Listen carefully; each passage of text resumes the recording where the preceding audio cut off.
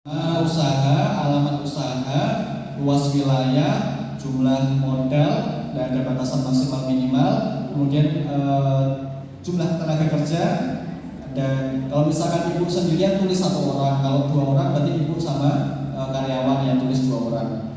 Terus yang terakhir ada kapasitas produksi dan nomor telepon.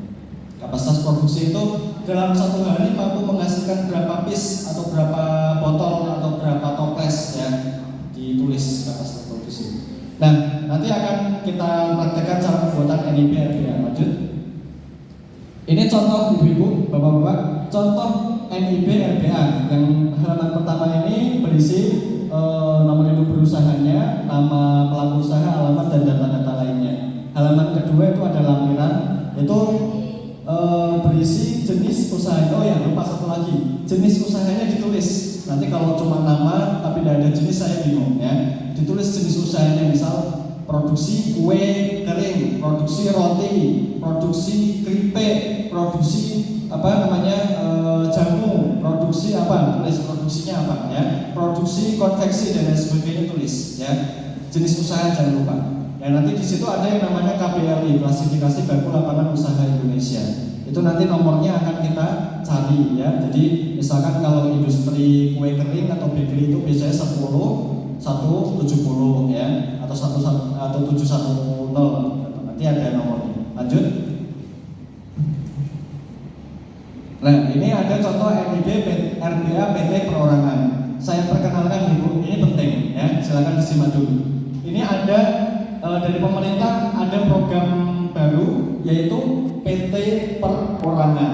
PT Perorangan ini adalah yang saya bikin tadi, PT Alta Kreasindo Utama. Jadi itu adalah PT Perorangan, bukan PT yang biasa kita tahu. Kalau PT yang biasa kita tahu minimal kepemilikannya dipegang oleh 2 orang minimal ya. Kemudian dia harus punya penyedia modal, kemudian dia harus punya yang namanya akte notaris.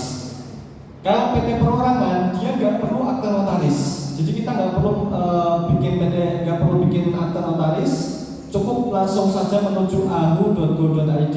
Di situ yang paling bawah ada yang namanya PT Perorangan. Tapi satu NIK hanya bisa mendirikan 1 PT Perorangan, dan nanti NIP-nya pun juga NIP setara dengan badan usaha yang lainnya. Mas, manfaatnya apa kita punya PT Perorangan? Manfaatnya ketika ibu-ibu butuh untuk masuk ke sektor-sektor usaha yang membutuhkan payung hukum, ibu jadi punya payung hukum sendiri. Legal formalnya jadi ibu punya. Kalau misalkan nih, tadi ada yang tanya ya, cara masuk Alfamart Indomaret gimana? Saya jelaskan, perizinannya harus lengkap. Syarat yang kedua adalah biasanya kalau yang Alfamart Indomaret itu harus badan hukum, harus punya payung hukum, harus punya legal formal. Maka kalau KM perorangan biasa tidak bisa.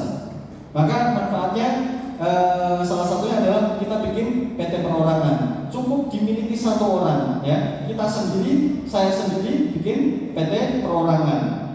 Maka ini manfaatnya besar. Misalkan dari pemerintah atau dari dinas-dinas tertentu punya tender, punya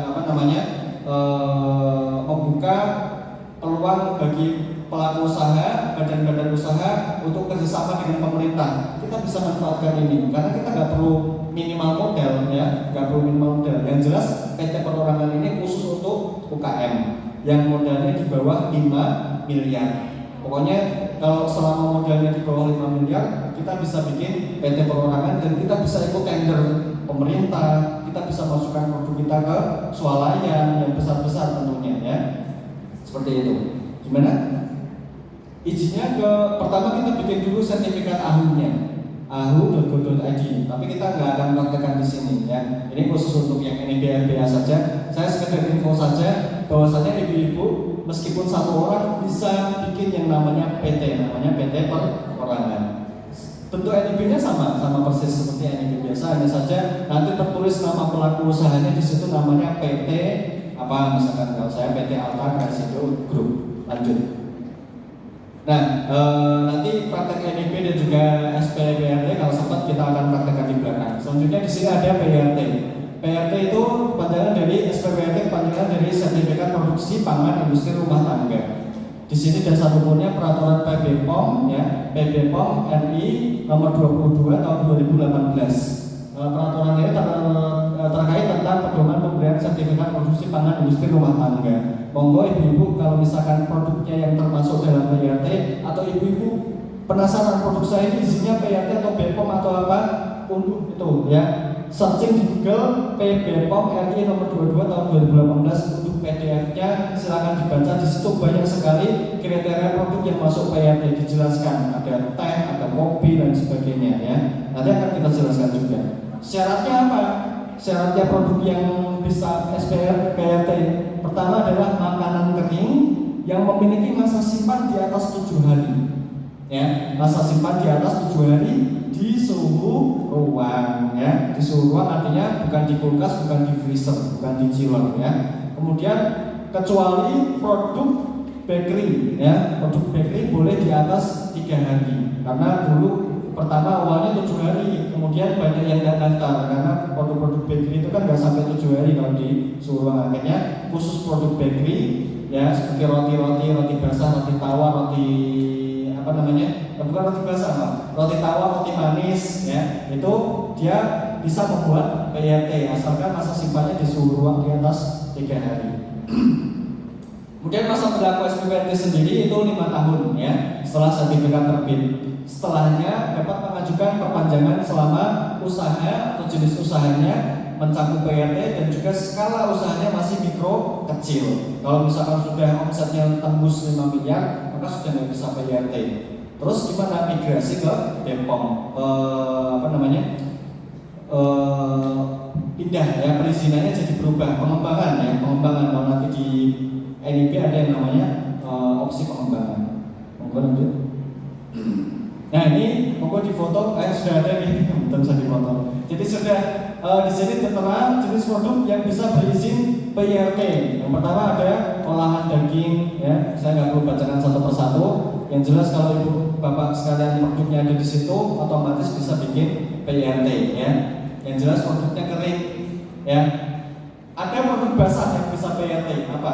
Minyak yang bukan fungsinya untuk digoreng, bukan untuk bahan goreng, bukan, tapi minyak untuk konsumsi. Minyak misalkan CPO yang untuk tambahan bahan pangan. Misalkan ibu ketika bikin kue ada yang dikasih minyak kan, biasanya minyak CPO ya, itu bisa berizin PRT. Ya biasanya dikemas kecil-kecil segini ya. Itu minyak bisa yang khusus CPO, minyak murni. Jadi nggak ada tambahan apapun, tapi bukan difungsikan untuk menggoreng ya. Kalau minum yang dimoli misalkan dan sebagainya itu bukan PRT, itu BPOM ya. Terus ada juga yang basah manisan ya, manisan yang tanpa air ya, itu juga bisa basah. Pokoknya masa simpannya harus di atas 7 hari. Lanjut. Nah di sini ada produk yang tidak termasuk ke dalam PRT. Yang pertama pangan dengan proses sterilisasi atau pasteurisasi. Misalkan minuman sari buah itu tidak bisa. Itu kan butuh pemanasan, butuh pasteurisasi. Kemudian pangan yang diproses dengan pembekuan